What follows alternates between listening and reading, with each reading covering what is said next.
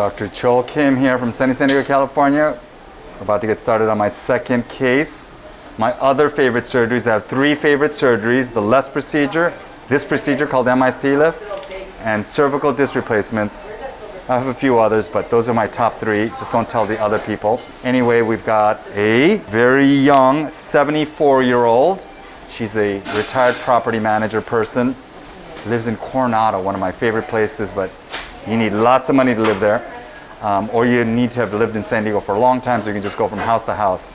You can't move it here from out of state and think you can just buy a house in San Diego anymore. It's really sad. But I'm living vicariously through her because I love Coronado, and we have to do a great job because us Californians, we are active way until we're in our 90s. So we got to keep her doing the same. Blue team working hard to get everything set up because look at what we got to fix. Yikes! So 5-1 has a Spondy. The disc space is completely collapsed and it's slid forward. 4-5 is also collapsed, but here's the important thing about 4-5. The top of the L4 vertebral body should be parallel to the floor. The fact that it's tilted forward means that she's slipped forward and leaning forward. We call that sagittal imbalance. And so we're going to do a reconstruction of 4-5 and 5-1. And the idea is twofold. One, we want to elevate the disc spaces so they're taller. And more importantly, we want to elevate it so that it curves back. We call that lordosis. So we'll use the most awesome inner body expandable spacer that I have in my toolbox called Sable. It's the sexiest cage alive. We'll put it into these two areas. We'll release that disc. We'll probably have to do an osteotomy here from the back. Loosen this up and pull this bone as far back as it will go without putting too much strain on it. And we'll put in screws here, here, and here and keep her that way. We'll do it through two small incisions on either side right here instead of a big midline incision. And by doing that, we will treat the arthritis with the bones grinding back and forth. You can see that how bad that is here and bad that's there. We'll also open up the space for the nerves by just doing a realignment. And look how tight the exiting L5 nerve root is. And dynamically speaking, doesn't look like there's a lot of stenosis, but all the stenosis is in the side, called either lateral recess or foraminal stenosis. On top of that, she's got arthritis pain and sagittal imbalance. So we need to do a perfect job using delicate Asian fingers and the false look so that she can get back to her busy life as soon as possible and enjoy the beautiful city of Coronado because, yeah, a lot of people want to live there but can't. So she's going to live there. She might as well enjoy it, right? Okay, getting started. I'm creating the surgical corridor. We call it a potential space. You can tell I do it all by navigation and feel. I don't actually look down into the wound. It's like being Helen Keller.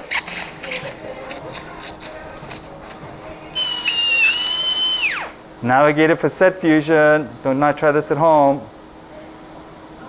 But I feel like such a cheater. Look at that. Okay, look at this cheating thing. That's how you put in nav pedicle screws perfectly. Start out by creating the perfect starting point in the desired trajectory. That's S1. That's L5. This is when I really feel like a cheater. Look at that. That's the perfect pedicle screw right there. We're going right down that tube.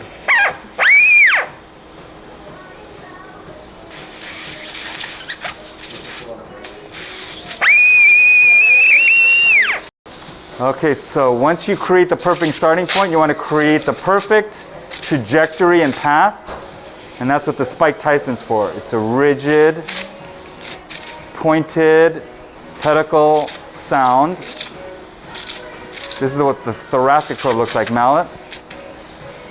And with navigation, I can literally make a little poke hole out the front so I can go tricortical. Sacrum is pathetic when it comes to bone quality. But don't tell him I said that. It's got really sensitive feelings. Putting in the screws. Woo, this is a good bite, but it's tricortical, so yeah. Oh my God, yes. I love navigation. I can feel it, the tip biting that front end. Tricortical, baby. Okay, latest custom instrument. This is the osteotome that I put a little curve on, just a smidge, but the big difference is the handle. The handle that's normally on is this big fat thing. They put the skinny one in there because I'm looking down a hole, and if this handle is huge, it's like, I can't see, mommy, because everything's in the way. The smaller the handle, I can see around it. That's the difference between open and MIS. Every instrument, its design is so critical because the visual field and the line of sight is so narrow.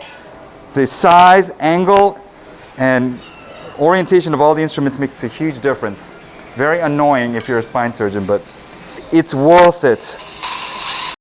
Oh, this is going to be good. This is the sexiest cage alive. That's just all there is to it. But then again, I'm biased. But I dare anyone to put in a cage sexier than that. Look how lordotic that is. The litmus test is, if you had your choice, what cage would you put if you had surgery on yourself or your immediate family member? Yeah. And you look them deep in the eye to make sure that they're answering truthfully. Yeah. And if they answer anything but sable, I'll be like, seriously, you want to put in that ugly cage in your back? Seriously? Liar. Okay, I'm done with 4-5. Put in the sexiest cage alive. And you're going to be so sexy after all this is done. I can't wait for you to see it. Now I'm doing 5-1. And I hope you appreciate how angled my neck is. I also walked here in waist-deep snow, in the dark, barefoot. But I'm fine. Okay, I'm at 5-1. Do not try this at home. I'm doing an anterior release from the back. We call it an intradiscal osteotomy. I'm going to poke out the front a little bit, and that'll allow the front to open up like it's supposed to, and also allow it to pull back more. That's my story. I'm sticking to it.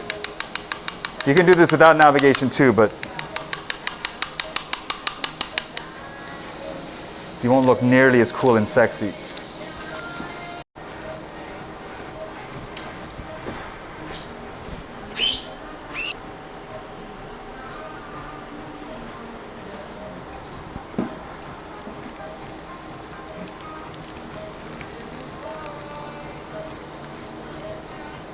In this one because it's a much more aggressive reduction, and remember, L5 has that hemangioma and your osteopenic, and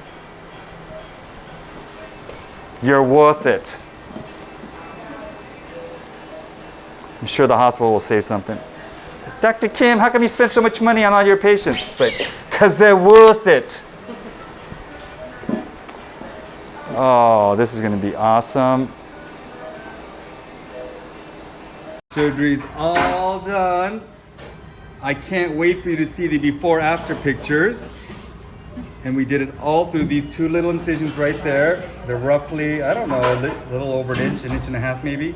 That little pocal right there is for the computer navigation tracking pin. So, we all expect you to be taller, faster, stronger, and get better really, really soon. Right, guys? Yeah!